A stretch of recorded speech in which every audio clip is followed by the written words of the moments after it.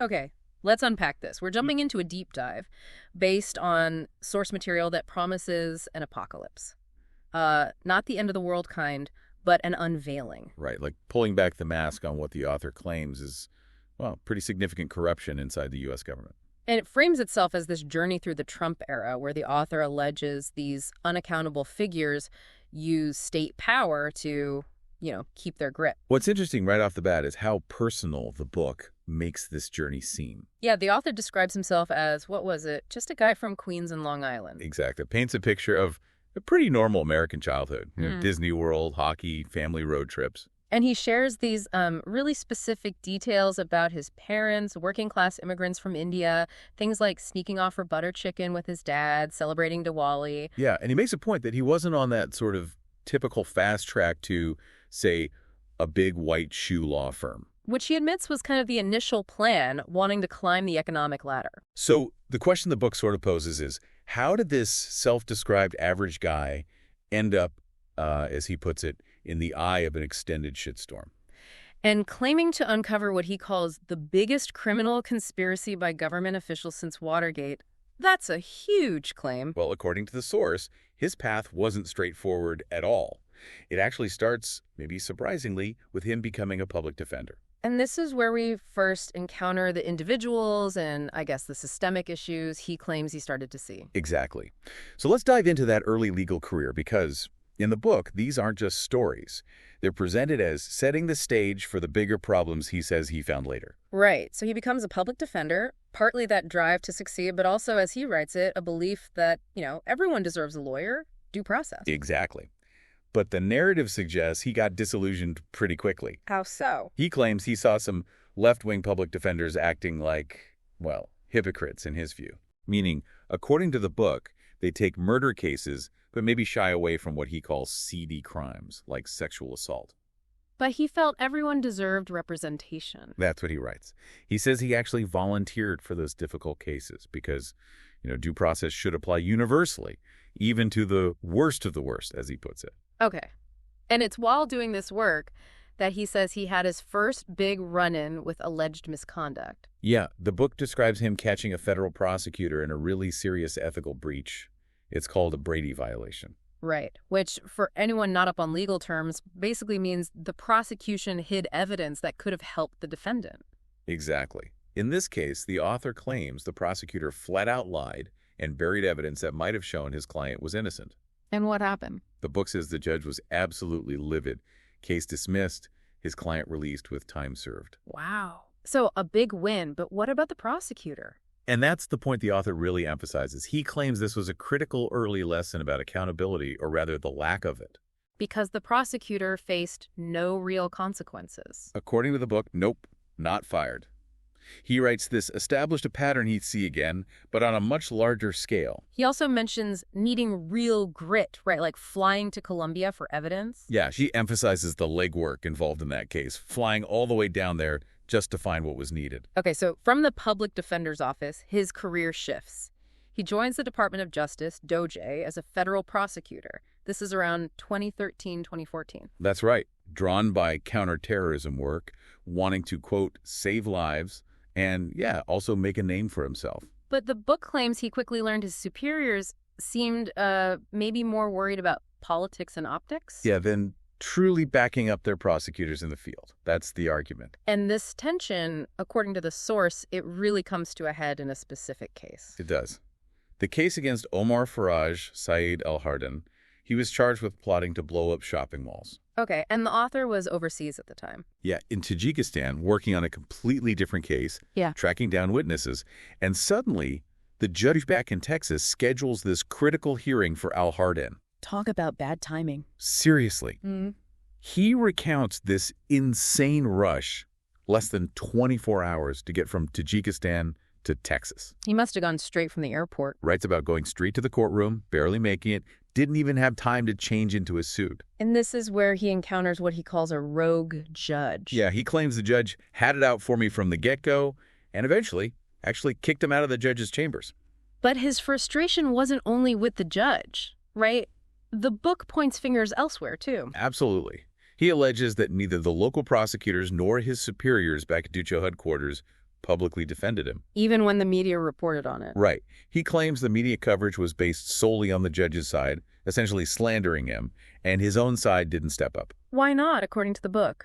The book claims it was because senior leadership didn't want to stick their necks out. Fear of bad press, damaging their own careers. So in the author's view, this just reinforces that lesson from the public defender days. Exactly. That in Washington, as he saw it, personal advancement and optics often seem more important than institutional integrity or, supporting your own people. Okay, so these early experiences, as he lays them out, they definitely sound like a prelude. Then his career takes a really sharp turn. Right into the heart of what the book presents as the main event, the Russiagate investigation. And the book frames this as his chance to expose what he sees as systemic corruption, but on a, unprecedented scale. Yeah, this is really the core of the book's unveiling, as he puts it. He describes getting involved after Devin Nunes offered him a job. On the House Intelligence Committee, HPSCI, right, specifically to dig into Russiagate. Correct. And the author writes that he had one condition for taking the job, and it was non-negotiable, which was follow the facts wherever they lead and release the findings publicly. He explicitly says he wasn't interested in some partisan con job. And he emphasizes his background career, prosecutor, public defender, no prior connection to Trump to sort of underscore his claimed impartiality. Right. He wants you, the listener, to see him as focused solely on the investigation itself. So what's the central allegation the book makes about Russiagate? It's pretty stark. It really is.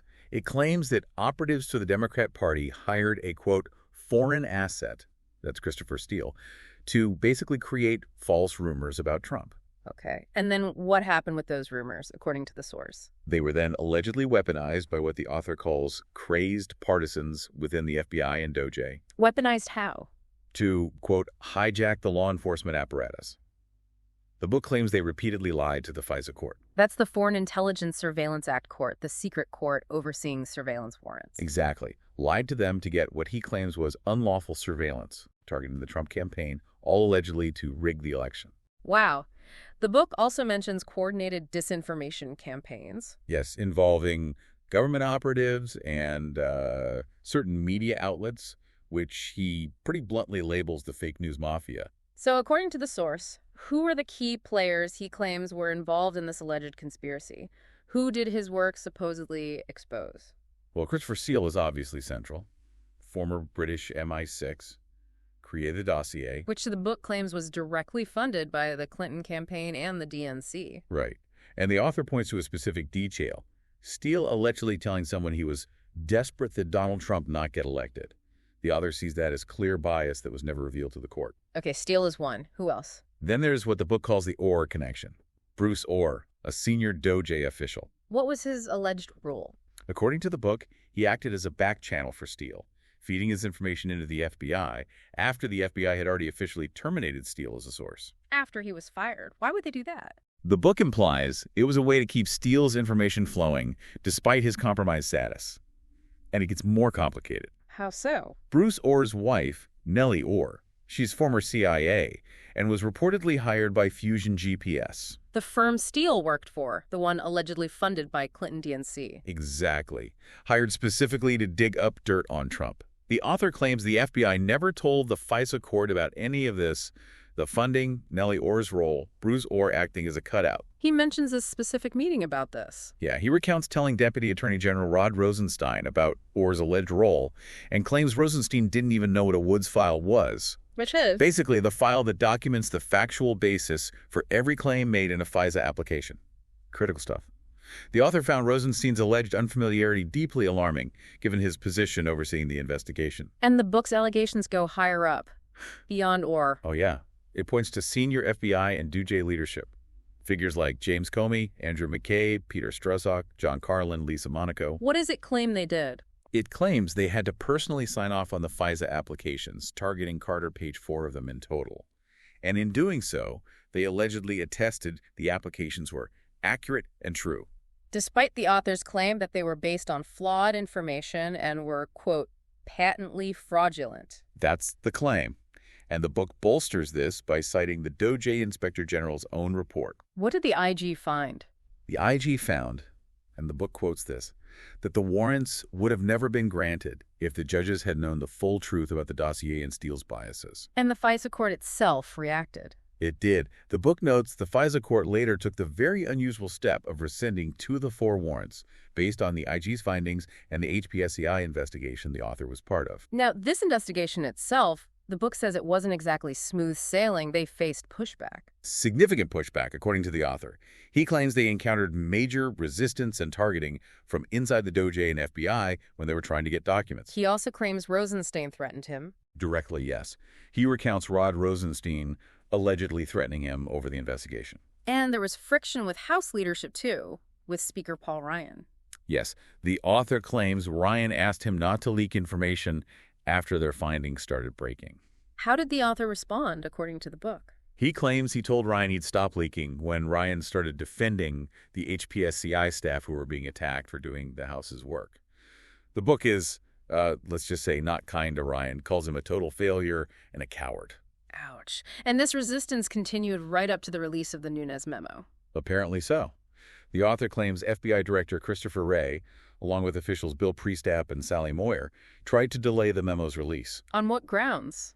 The book doesn't specify their reasons, but it recounts the author directly asking them, was any single fact that we produced in the memo wrong? And according to him, they didn't answer that question. The book also mentions the CIA. Yeah, claims then, CIA Director Gina Haspel obstructed the declassification of about 40% of the relevant documents they needed. So the author's perspective in the book is basically that he was targeted because the investigation was successful? Pretty much. He believes he was targeted because he successfully uncovered the corruption, as he puts it. And a major theme running through this whole Russiagate section is the alleged disparity in consequences, right? Absolutely. The author hammers this point home, claiming the innocent have had their reputations destroyed, while the people who did it are rewarded. What examples does the source use to back that up? Well, it draws some pointed contrasts. James Comey gets fired, but then the book notes gets multi-million-dollar book deals. Okay. Who else? Andrew McCabe, fired for allegedly lying about leaks to the media. The book contrasts his outcome not being charged criminally, getting lucrative media contracts, with someone like George Papadopoulos, who was prosecuted. Rager Strozak. The book claims he initiated the investigation based on flawed intel and showed bias in texts, but allegedly kept working at the FBI for years after this came out. And others involved in the FISA process. It mentions John Carlin and Lisa Monaco, who the book claims were involved, were later promoted to top positions, #3 and #2 respectively, in the Biden DOJ. What about Robert Mueller? The book notes he's widely seen as an elder statesman. Despite leading an investigation the author alleges was fundamentally flawed from the start. And Adam Schiff.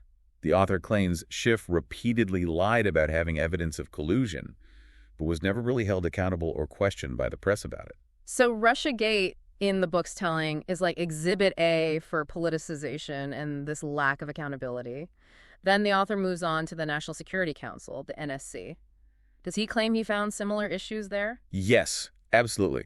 He describes joining the NSC after President Trump personally directed his hiring. But it wasn't straightforward. No. Yeah. He claims John Bolton, who was National Security Advisor then, blocked his appointment for months, just wouldn't bring him on board despite the president's order. Why would Bolton do that, according to the book?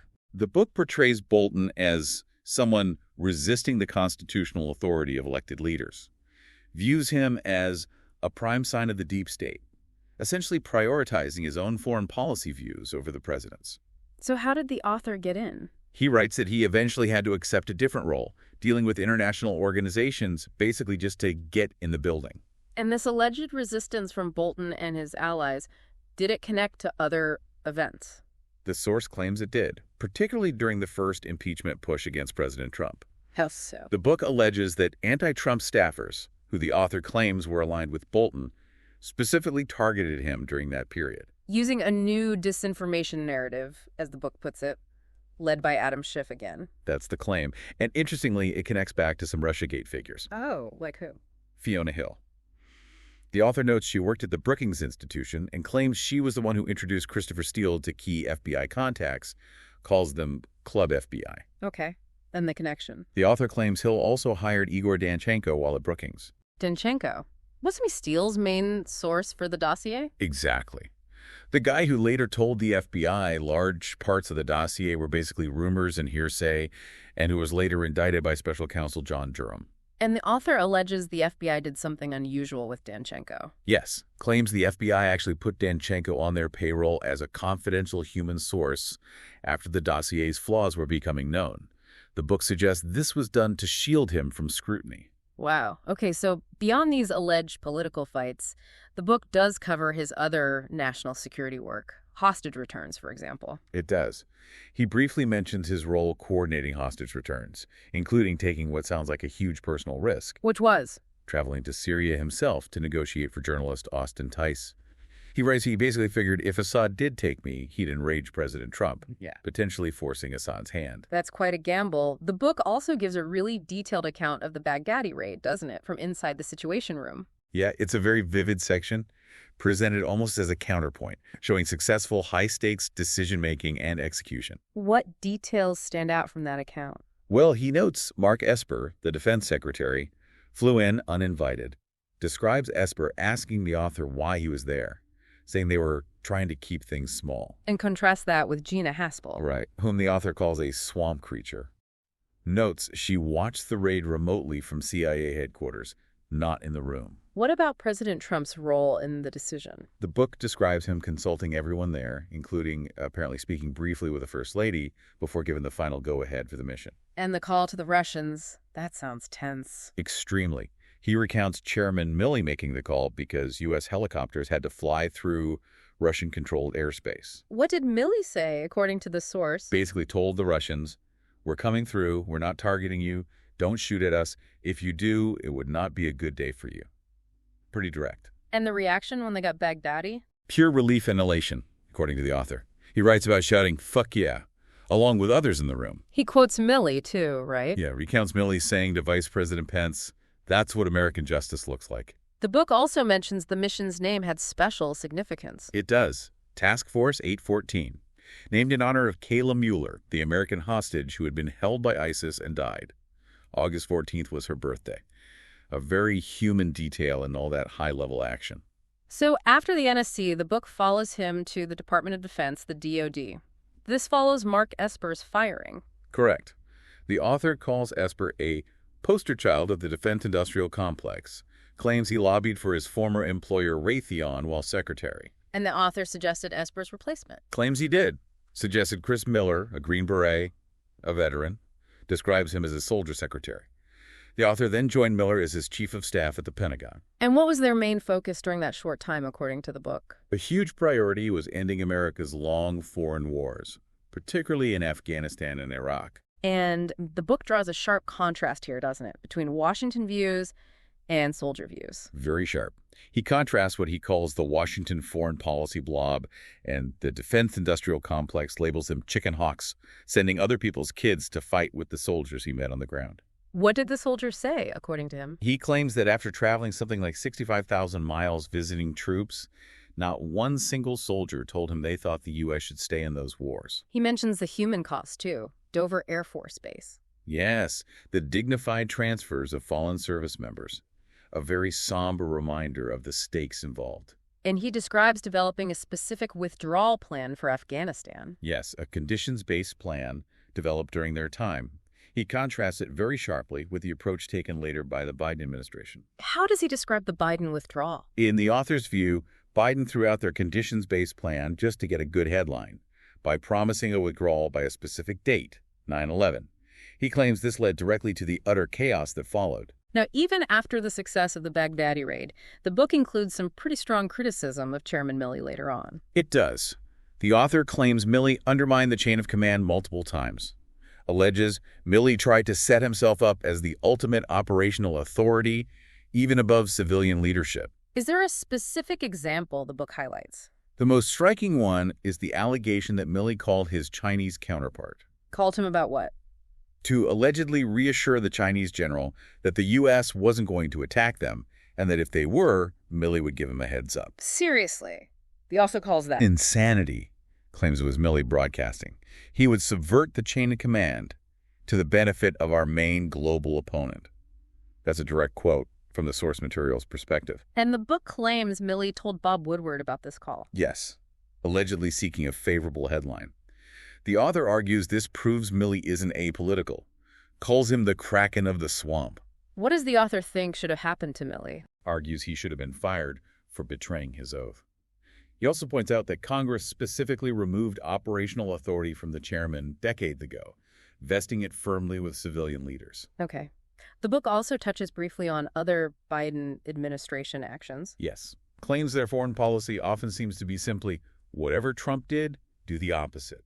It mentions staffing issues during the transition, too. Yeah, alleges staff who were on maternity or paternity leave were fired, calling it petty and saying it made new parents unemployed. And the military vaccine mandate. The author criticizes it strongly, claiming it grossly violated service members' due process and religious liberty rights and harmed military readiness. So all these different stories, the individuals, the specific incidents he claims he witnessed or uncovered according to the source, they all point to a bigger picture. That's exactly the argument. The author uses all these narratives to build his case for what he calls a pervasive, two-tiered system of justice. And a government structure that, in his view, seems set up to target political opponents.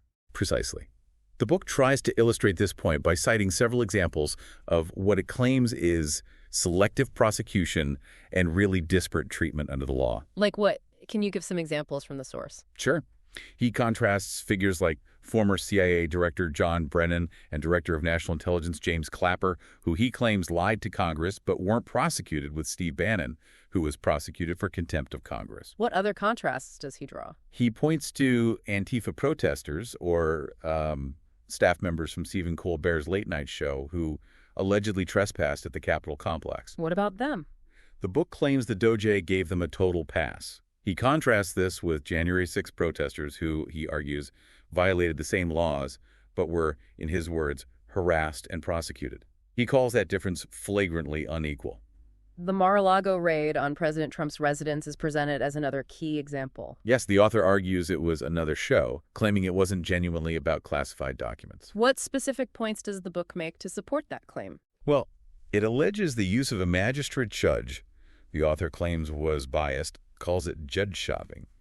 It points to the involvement of a Washington-based DOJ team, the same crew, he claims, from other controversial cases. Then the timing. Claims they delayed executing the raid for weeks, despite arguing the documents were supposedly extremely sensitive. What are the counter-arguments the author presents in the book? He argues Trump had declassification authority as president, citing a Supreme Court case, Navy v. Egan. Claims Trump had previously shown agents the documents and had even added an extra lock to the storage room at the FBI's request. Which the FBI then broke during the raid, according to the source. Yes. So the book views the whole raid as just another political move, an attempt to create a political narrative to discredit Trump. The book also talks about parents being targeted. Yeah, it alleges the DOJ, under President Biden, targeted parents protesting critical race theory and other programs at school board meetings. Points to an infamous memo that seemed to label them domestic terrorists. How does the author react to that? With strong objection, contrasting it with his own experience prosecuting actual domestic terrorists. He sees it as a gross overreach. And the Hunter Biden laptop story suppression before the 2020 election that features prominently. Very prominently. The author claims FBI leadership actively worked with media outlets and big tech companies to bury that story specifically to sway the election outcome. Based on what evidence, according to the source? It cites whistleblowers who allegedly claim senior FBI officials falsely labeled the laptop info as Russian disinformation, even though they reportedly knew its origin. Does it name any officials allegedly involved? It points specifically to an FBI analyst named Brian Auten. Alleges he was involved in discrediting the laptop info. Claims he was also involved in the flawed Crossfire hurricane investigation, knowing the Steele dossier issues, and alleges he hid damaging info about Biden family business dealings. And the big tech role. Notes the censorship, like the New York Post being temporarily banned from Twitter for breaking the story, and other platforms limiting users' ability to share it. Okay, that's the alleged suppression. What about January 6th itself? The book offers a very different narrative than the mainstream one. It really does. It presents a counter-narrative. For instance, the author claims President Trump had authorized 10,000 to 20,000 National Guard troops days before January 6th to be deployed as requested by D.C. officials. But they weren't requested. Claims the DOD was prepared, but they never got the formal request from D.C. Mayor Muriel Bowser or the Capitol Police. cites Bowser's letter specifically declining guard help beforehand. What's the author's view of Trump's speech that day? His view, as presented in the source, is that Trump explicitly called for supporters to go to the Capitol peacefully and patriotically. Does the book address the violence that occurred? It acknowledges the breach, but emphasizes claims that the FBI had prior intelligence about potential trouble, but didn't share it effectively. It also references video footage purporting to show Capitol Police opening doors or guiding protesters inside. How does the author characterize the crowd itself? Argues the vast majority were unarmed or non-lethal. Says they were not some trained military force, not commandos, not a hostile military unit. So the insurrection label. He calls it gaslighting. Views it as a political tool used to defeat Trump and the whole MAGA movement. The book also makes a point of mentioning the Trump supporters who died that day or shortly after, and again stresses the flagrantly unequal treatment of Jan 6 protesters versus, say, the Colbert crew. There's also a mention of Ray Epps. Yes, the author highlights Ray Epps, describing him as a strange agitator seen in videos apparently encouraging people to go into the Capitol. And the point the author makes about him is that Epps hasn't been prosecuted, was mysteriously removed from the FBI's most wanted list related to Jan 6th, and when an FBI official, Jill Sanborn, was asked directly by Congress if Epps was a federal agent or informant, she testified under oath she cannot answer that question. Which the author sees as signs of a potential cover-up and more evidence supporting his claim of a two-tiered system of justice. So pulling it all together, these individual stories, the specific people named, the alleged incidents, the book argues they aren't isolated events. Not at all. They're presented as symptoms of a much deeper systemic problem.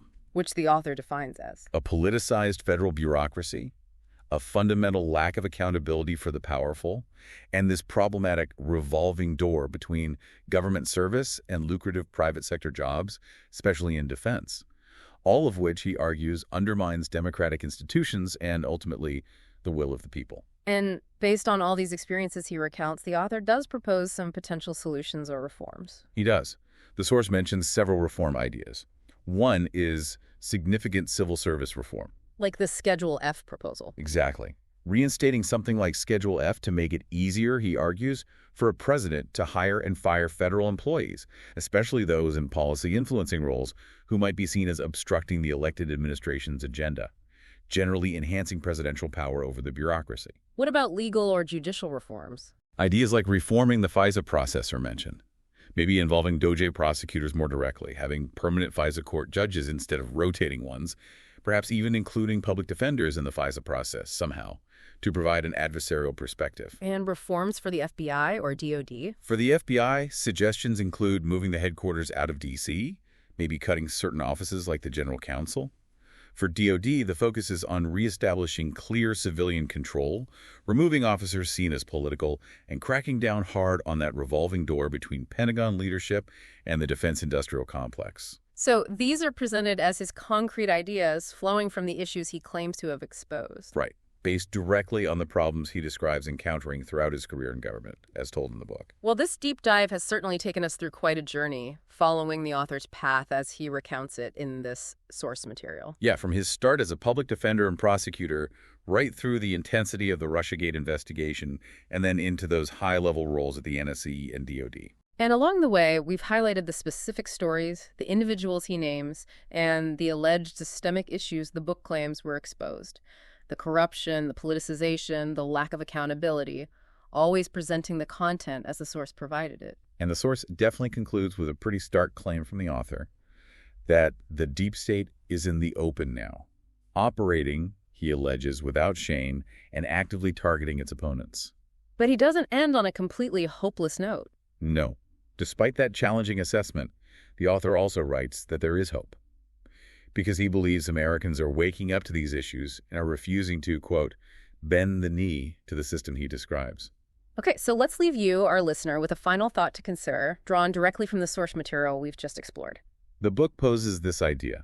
If elites who break laws, or are perceived to break laws, are not held accountable, will the frustration and anger many people feel just keep growing? Could that risk a fundamental loss of faith in the rule of law itself, maybe even leading towards societal breakdown? Or consider the author's other assertion, that America is fundamentally ruled by the people and we have the authority and obligation to take our country back. What does understanding the issues raised in this book mean for that obligation, in your view? Something to think about. Definitely. Thanks for joining us for this deep dive into the source material.